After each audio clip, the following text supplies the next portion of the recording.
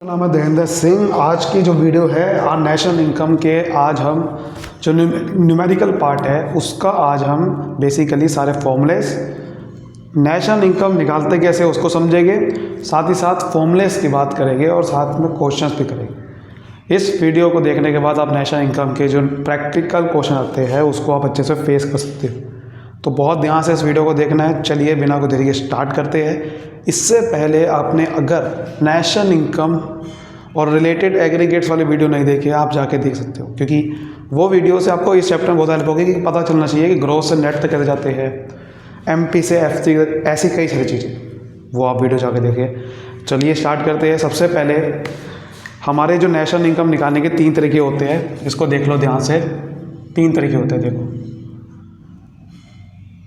ठीक है।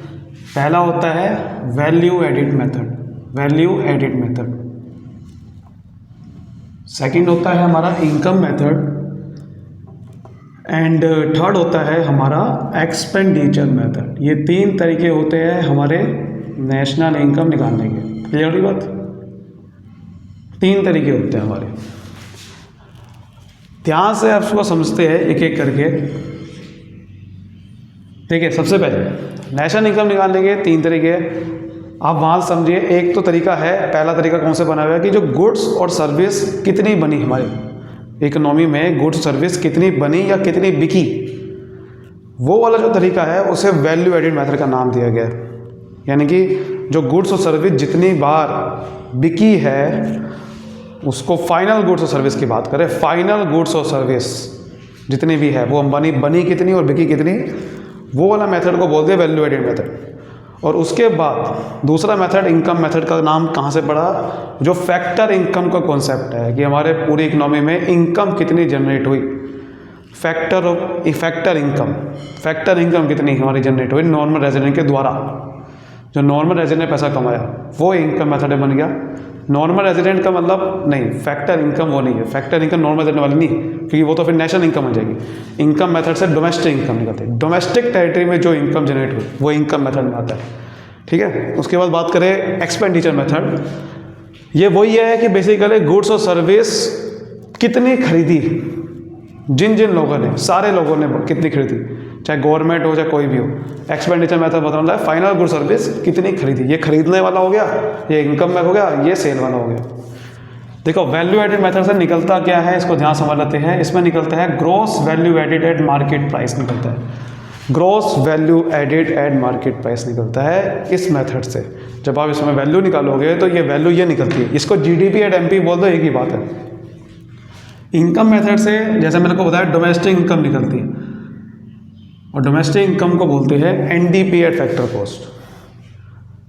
और एक्सपेंडिचर मेथड से जीडीपी ही निकलती है। जीडीपी को किस पे होती है, हमेशा मार्केट प्राइस पे होती है। ये और ये दोनों से एक ही चीज़ निकलती है, बस यहाँ पर वैल्यू एडेड का नाम दे रहे हैं, बात वही है। ठीक है, बात वही है। तो समझ आ गई बात। अब इसी को एक एक करके ना क्या करते हैं, इसका फॉर्मूला समझते हैं कि फॉर्मूलेस क्या क्या है। चलिए अब पहले मेथड की बात करते हैं जिसका नाम है वैल्यू एडिड मेथड। इस मेथड से क्या निकलता है, gross value added eight market price निकलता है, value of output minus intermediate consumption, ये इसका फॉर्मूला है।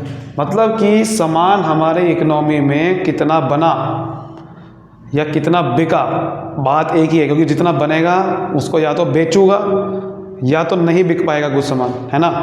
तो बना कितना, मेन ये आपको समझना है, कितना बना, वैल्यू ऑफ आउटपुट, उसमें से आपको माइनस कर देना है जो सामान को बनाने का जो भी खर्चा लगे। सामान को बनाने के लिए कोई खर्चा होगा, पीछे से आप रॉ मटेरियल खरीदोगे नहीं खरीदोगे, सामान को बनाने के लिए जो आप पीछे से माल खरीदोगे वो सारे खर्चे इंटरमीडिएट कंजम्पशन को कहते हैं। ठीक है, तो सामान को बनाने के लिए जो खर्चे हुए वो माइनस कर देने हैं। आपको समझ में आ जाएगा कि वैल्यू ऐड कितनी हुई है फिर इकोनॉमी में। वैल्यू ऐड का मतलब हो गया फिर अब कि एक्चुअल में सामान फाइनल गुड्स और सर्विस कितना बिके हो गए पूरी इकोनॉमी में। तो आपको समझ में आ जाएगा कि मेरी इकोनॉमी की जीडीपी क्या है फिर। क्योंकि अगर आप वो भी सामान इंक्लूड कर दोगे जो एक्चुअल में पीछे से खरीदा था तो फिर डबल काउंटिंग हो जाती है। डबल काउंटिंग का मतलब होता है कि आपने जो पहले सामान बन चुका है उसको दोबारा से आप इंक्लूड कर दिया फिर आपने, क्योंकि जो इंटरमीडिएट कंजम्पशन है वो बेसिकली क्या है, जैसे कि पीछे से आपने कोई मान लो को फर्नीचर बनाना था, फर्नीचर बनाने के लिए आपने पीछे से वुड खरीदी। अब वुड पहले जब बन चुकी थी वो पहले से ही नेशनल इनकम या जीडीपी में काउंट हो चुकी थी, जैसे ही बनी थी वो, बट आपने पीछे से खरीदी, उसकी वैल्यू में अपना कोई प्रॉफिट जोड़ा, आगे बेचा सामान, आगे फर्नीचर बना के बेच दिया। बट आपने जो पीछे जो खरीदी अगर उसकी वैल्यू आपने नहीं हटाई तो वो वैल्यू डबल काउंट हो जाएगी। इसको दोबारा समझ लो, जैसे कि आपने पीछे से मान लेते हैं कि 1000 रुपये का कोई वुड खरीदा, 1000 रुपये का वुड खरीदा फर्नीचर बनाने के लिए। अब आपने 1000 रुपये में फिर आपने फर्नीचर बनाया, 200 रुपये का प्रॉफिट ऐड किया, 1200 का फर्नीचर आगे बेचा। बट प्रॉब्लम यहाँ पर यह है कि 1200 का जो फर्नीचर बेचा उस 1200 में 1000 रुपये की जो कॉस्ट है जो पीछे खरीदी थी वो इंक्लूड है। और ये जो 1000 रुपये का जब वुड एक्चुअल में जब बिका होगा इस बंदे को, उस समय इसकी वैल्यू काउंट होगी, ये उस समय हमारी इकोनॉमी में इसकी वैल्यू काउंट हो चुकी होगी। बट अगर आपने 1200 रुपये का फर्नीचर बेचा, अब 1200 अगर आपने वैल्यू ऐड कर दी तो गड़बड़ हो जाएगी, क्योंकि 1000 रुपये पहले हो चुकी काउंट, फिर दोबारा 1000 रुपये कर रहे हो आप। तो इसलिए जो पीछे जो आपने खरीदा सामान वो पहले से वैल्यू काउंट हो चुकी है, उसको हटाना होगा ताकि डबल काउंटिंग से बचा जा सके। ठीक है सर, वैल्यू ऑफ आउटपुट का मतलब क्या है, थोड़ा सा इसको ब्रीफ करके बताइए। ठीक है, वैल्यू ऑफ आउटपुट को देखो क्या क्या चीज़ें होती है। सबसे पहला होता है सेल्स में भी ध्यान रखना कौन सी सेल आती है। दो तरीके की सेल हो सकती है, डोमेस्टिक सेल होती है तो देश के जो अंदर सामान बेचे, और एक होता है देश के बाहर बेचे, उसको क्या बोलते हैं, एक्सपोर्ट्स। ठीक है, अगर आपको डोमेस्टिक सेल एक्सपोर्ट गिवन है तो दोनों को प्लस करके सेल की वैल्यू आएगी। लेकिन अगर आपको डायरेक्टली सेल गिवन है तो इसमें ऑलरेडी फिर डोमेस्टिक और एक्सपोर्ट इंक्लूड हो गए। अगर आपको कोई भी मेन हेडिंग दे दी तो उसके अंदर सब हेडिंग इंक्लूड होती है पहले से, उसको फिर अलग से प्लस नहीं करना है, ध्यान रखना इस बात का। अगर आपको खाली सेल दे दी क्वेश्चन में तो इस दोनों, ये जो डोमेस्टिक और एक्सपोर्ट दोनों इंक्लूड है, इसमें दोबारा प्लस नहीं करना है।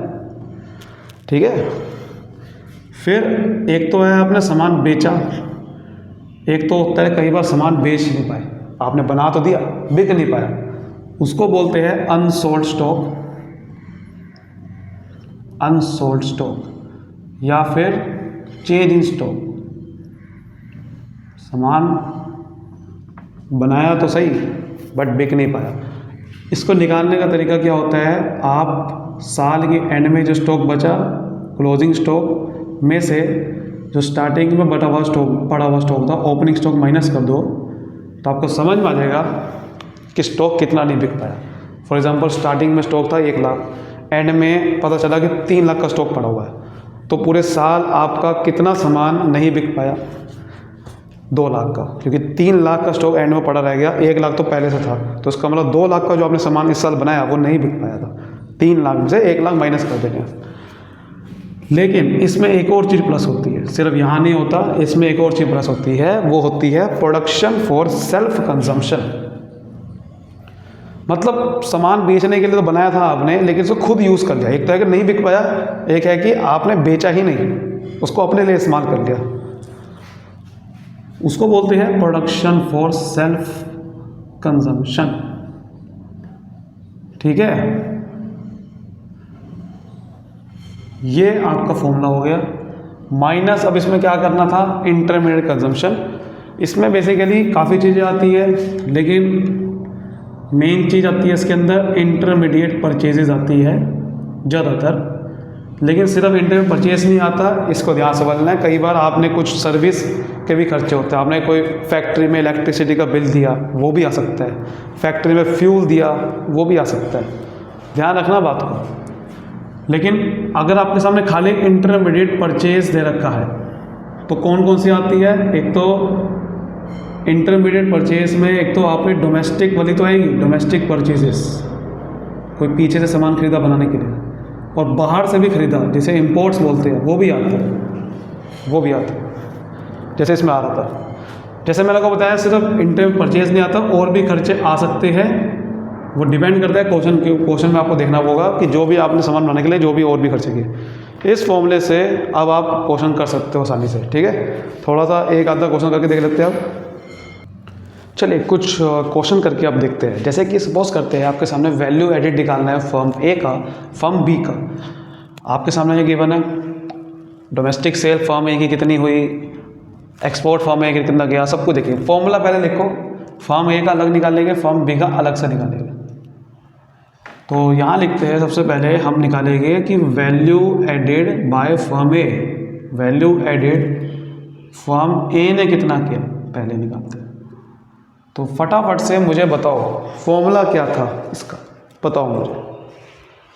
अभी मैंने क्या बताया फॉर्मूला वैल्यू एडेड का, और निकलता क्या है वैल्यू एडेड से, GVA एट मार्केट प्राइस।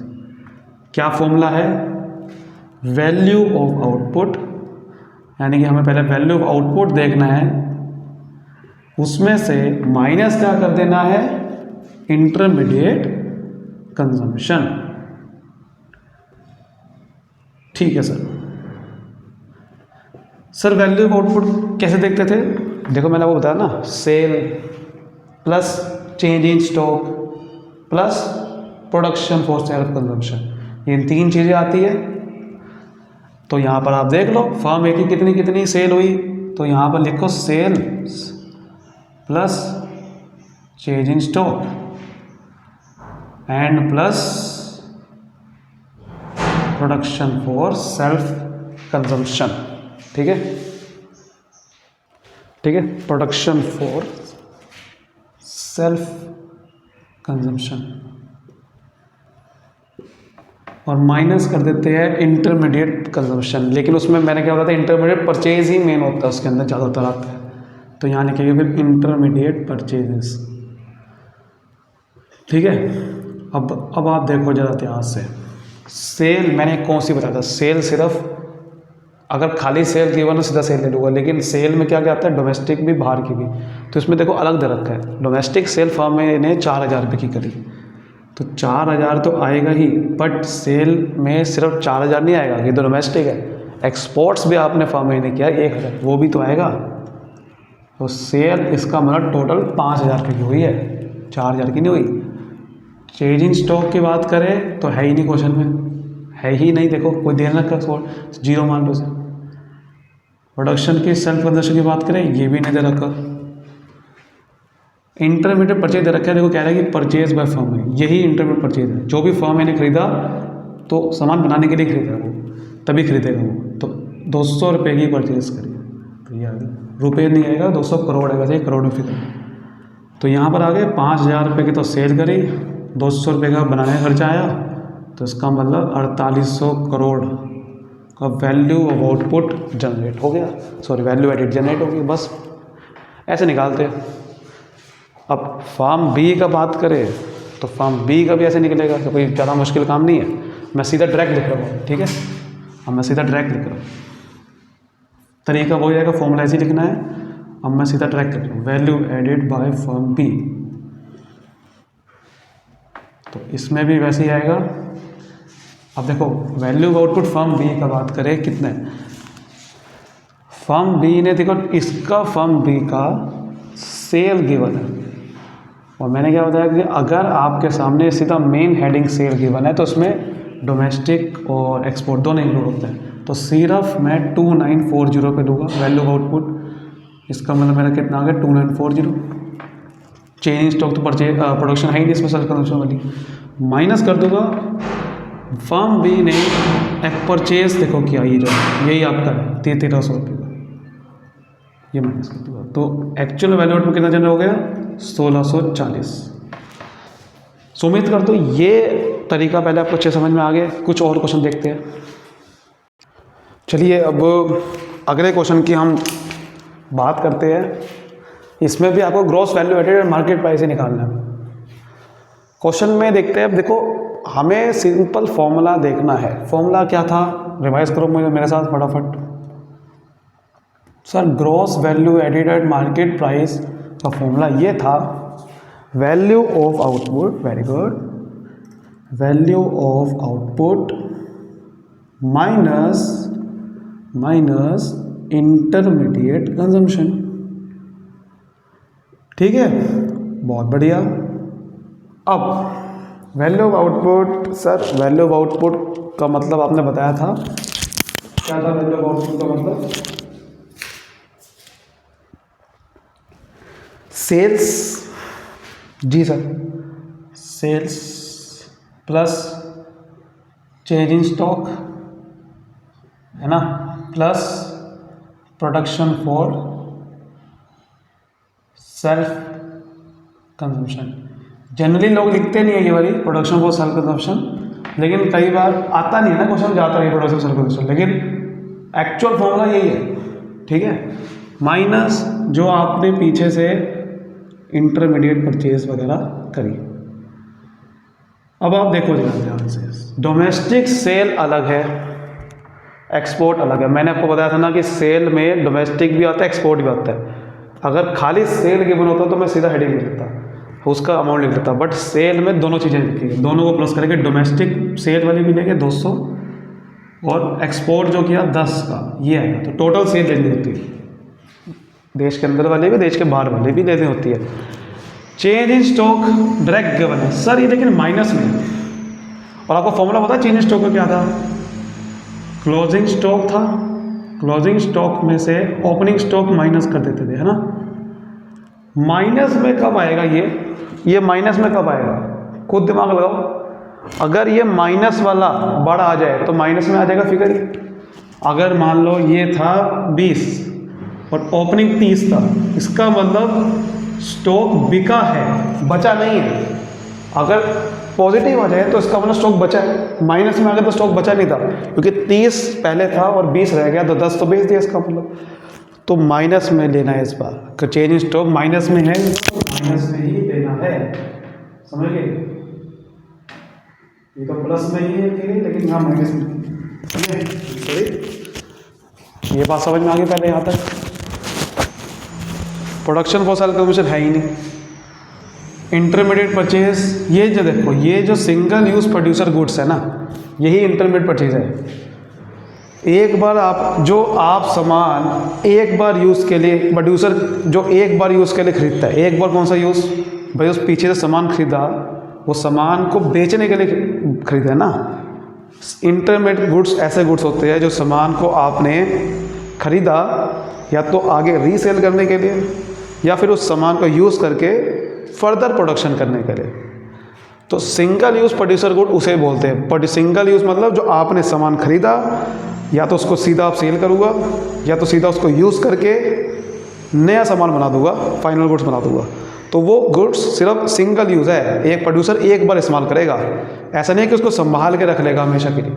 तो ध्यान रखना, अगर कोई मशीन खरीद रहा है, कोई फर्नीचर खरीद रहा है पीछे से, तो वो इंटरमीडिएट गुड्स नहीं होता। इंटरमीडिएट गुड्स वो होता है जो सिर्फ आप एक बार ही इस्तेमाल करोगे, उसके बाद वो गुड्स ख़त्म, उसको या तो सीधा बेच दोगे या तो उसको सीधा प्रोडक्शन में इस्तेमाल कर दोगे, बस। तो उसे इंटरमीडिएट गुड्स ही बोलते हैं। तो सिंगल यूज़ प्रोड्यूसर को ध्यान रखना, ये इंटरमीडिएट गुड्स होता है, ये माइनस कर दो, बाकी कुछ नहीं लेना इसके अंदर से। फालतू को जो दे रखे डेप्रिसिएशन वगैरह, इसे डेप्रिसिएशन बोलते हैं कंजम्पशन फिक्स कैपिटल को, ये नहीं लेना कुछ भी। तो ये 210 हो गया, ये -10 हो गया, ये -120 हो गया। तो 80 आंसर आना चाहिए। क्या आना चाहिए? 80। ठीक है, तो यहाँ तक अब एक और क्वेश्चन देखते हैं। अब एक और क्वेश्चन करते हैं। ये क्वेश्चन काफ़ी इंपॉर्टेंट है, ऐसा क्वेश्चन आ चुका है, ध्यान से समझना बात को। इसमें net value edited factor cost निकाल है। अब हमने जो फॉर्मूला सीखा उसमें तो ग्रॉस वैल्यू एडिड निकलता है, तो ये नेट वैल्यू एडिड कैसे निकालेंगे? वो भी निकल सकता है अगर आपने वो नेशनल इनकम रिलेटेड एग्रीगेट्स वाली वीडियो देखी है। मतलब आप पहले फॉर्मूले के हिसाब से निकाल लो, उसके बाद जो भी चेंज करना है, ग्रोथ से नेट तक पहुंचना है, मार्केट प्राइस से फैक्टर को से पहुंचना है, वो आराम से पहुंच जाओगे। उसमें कुछ प्लस माइनस करना होता है बस। लेकिन पहले अपना फॉर्मूले के हिसाब से जो निकलता है वो निकालो। वो क्या निकालना है? पहले वही निकालो जो फॉर्मूले के हिसाब से निकलता है। क्या निकलता है? Gross value added and market price निकलता है, वही निकालेंगे। फॉर्मूला लगाओ चुपचाप, value of output minus intermediate consumption. ठीक है। अच्छा, वैल्यू ऑफ आउटपुट बेसिकली क्या है, सेल्स दे रखा है देखो ऊपर, सेल के अलावा कोई चेंज स्टॉक है, अनसोल्ड, मैंने क्या होता है चेंज स्टॉक का मतलब जो सामान नहीं बिक पाए, अनसोल्ड स्टॉक। तो इसमें दो ही चीज़ें लेके फिर सेल्स, अब जो चीज़ नहीं दे रखी तो उसको लिखने की भी जरूरत नहीं है, प्रोडक्शन फॉर सेल्फ कंजप्शन नहीं दे रखा ना, उसको लिखने की भी जरूरत नहीं है। फिर अब माइनस ये जो सिंगल यूज़ प्रोड्यूसर गुड है ना, यही नाम लिख दो यहाँ पर, मैंने अभी पीछे बताया आपको, वो क्या होता है, इंटरप्रेट गुड्स ही होता है। तो जो आपने इंटरप्रेट गुड्स खरीदा वही तो सिंगल यूज़ प्रोड्यूसर गुड कहते हैं उसे। तो सेल दे रखी कितनी है, सेल दे रखी है 20, और चेंज इन स्टॉक यानी कि जो अनसोल्ड स्टॉक वो 2 है, ये ले लिया मैंने। ठीक है sir single use producer good कितना है सर, 5 है, ये ले लिया। तो 22 आ गया -5, तो 17 आ गया, ये 17 जो भी लाख में होगा, करोड़ में होगा, लैक्स में है ये। ठीक है, तो यहाँ तक, लेकिन अभी आंसर नहीं आया, क्योंकि आंसर कह रहा है कि नेट वैल्यू एडिट निकालो, ये ग्रॉस है, नेट वैल्यू एडिट निकालो, वो भी मार्केट प्राइस पे नहीं, फैक्टर कॉस्ट पे, FC। और हमारे सामने क्वेश्चन में गिवन हमने जो निकाला है वो GB8@MP निकाला।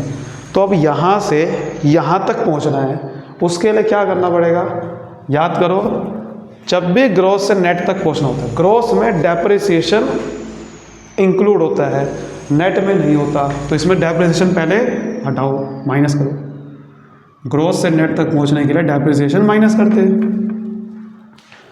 वैल्यू एडिट सेम है, यहाँ फैक्टर कॉस्ट है, यहाँ मार्केट प्राइस है। यहाँ क्या करें, तो मार्केट प्राइस से अगर फैक्टर कॉस्ट तक पहुंचना है, मार्केट प्राइस में नेट इनडायरेक्ट टैक्सेस इंक्लूड होते हैं, इसमें नहीं होते तो माइनस कर दो, NIT जिसे बोलते हैं। क्लियर। लेकिन सवाल ये है कि डेप्रिसिएशन क्वेश्चन में नहीं है, आप कहोगे बिल्कुल नहीं है, -0 ले लो, नहीं, यही तो समझना है, डेप्रिसिएशन आपको सीधी तरह गिवन नहीं है यहाँ पर, बट ऐसा नहीं है कि निकाल नहीं सकते, डेप्रिसिएशन निकाल सकते हैं। डेप्रिसिएशन लगता किसके ऊपर है, कैपिटल गुड्स पे लगता है, जो फिक्स्ड इन्वेस्टमेंट, फिक्स्ड एसेट आपने खरीदे उसके ऊपर लगता है। वो आपने अकाउंट्स में 11वीं क्लास में निकालना सीखा होगा, वो कैसे निकालते हैं कि भाई जितने का एसेट खरीदा वो जितना साल तक चलेगा उससे डिवाइड कर दो, आपको समझ में आ जाएगा कि हर साल उसकी वैल्यू कितनी कम होगी, उसी तो बोलते हैं डेप्रिसिएशन। ठीक है, तो आप ध्यान से देखो, ये जो ड्यूरेबल प्रोड्यूसर गुड है, यही तो कैपिटल गुड्स है, यही तो कैपिटल गुड्स है, यही तो फिक्स्ड गुड्स है। ड्यूरेबल प्रोड्यूसर गुड मतलब जो लंबे समय के लिए बंदा इस्तेमाल करेगा प्रोड्यूसर। सिंगल यूज़ का होता है इंटरमीडिएट गुड्स, कि आपने सामान खरीदा, एक बार यूज़ करके चुपचाप उसका ख़त्म हो उसकी वैल्यू। ड्यूरेबल होता है कि हमने एक बार खरीदा, उससे हेल्प होगी प्रोडक्शन करने के लिए, वो तो यही ड्यूरेबल प्रोड्यूसर गुड है। इसकी वैल्यू कम होती है, इसके ऊपर डेप्रिसिएशन लगेगा, और दे रखा है 10 साल तक चलेगा, और वैल्यू 10 लाख है, तो डेप्रिसिएशन नहीं कर सकता। अगर एक 10 लाख रुपए का आपने ड्यूरेबल गुड्स खरीदा जो 10 साल तक चलेगा, तो हर साल उसकी वैल्यू कितनी कम होगी सर, 10 लाख का सामान 10 साल तक चलेगा तो 1-1 लाख रुपए कम होगी हर साल वैल्यू। यही तो डेप्रिसिएशन है, यही तो डेप्रिसिएशन है, तो यही 1 लाख रुपये डेप्रिसिएशन। तो ये तो 17 लाख में निकाल दिया, 1 लाख रुपये डेप्रिसिएशन है, ये हमने निकालना, ये हमने निकालना। ठीक है, तो कई बार ऐसे निकालना पड़ेगा डेप्रिसिएशन। अब सर NIT क्या होता है, indirect tax minus subsidies. Sir ये तो आ गया 16। इनडायरेक्ट टैक्स क्या है सर, GST क्या होता है भाई साहब, इनडायरेक्ट टैक्स ही तो होता है, ये तो हमने पढ़ा होगा कई बार, बिजनेस स्टडीज़ में भी आ चुका है, कई बार हर जगह पे आता है। GST is a type of indirect tax, जो सामान बेचने पे लगता है, गुड्स और सर्विस पे लगता है, तो ये इनडायरेक्ट टैक्स है, 1 लाख रुपये दे रखा है। बट सब्सिडी क्वेश्चन में नहीं है, उसको 0 मानना पड़ेगा क्योंकि है ही नहीं क्वेश्चन। तो इसका मतलब 16 - 1 15 लाख आंसर आ चुका है। कितना आ चुका है, 15 lakh is your right answer. तो आज की वीडियो को हम इतनी रखेंगे, बाकी आप चाहते हो कि और भी इसके क्वेश्चंस की वीडियो बनाओ तो आप अलग से मुझे बता सकते हो। इसका नेक्स्ट पार्ट इनकम मेथड का होगा। आज वैल्यू समझा अच्छे से, बहुत अच्छे से समझ में आ गया होगा। अब इनकम मेथड, फिर एक्सपेंडिचर। ठीक है, तब तक के लिए मुझे दी इजाज़त। Thank you so much, all the best.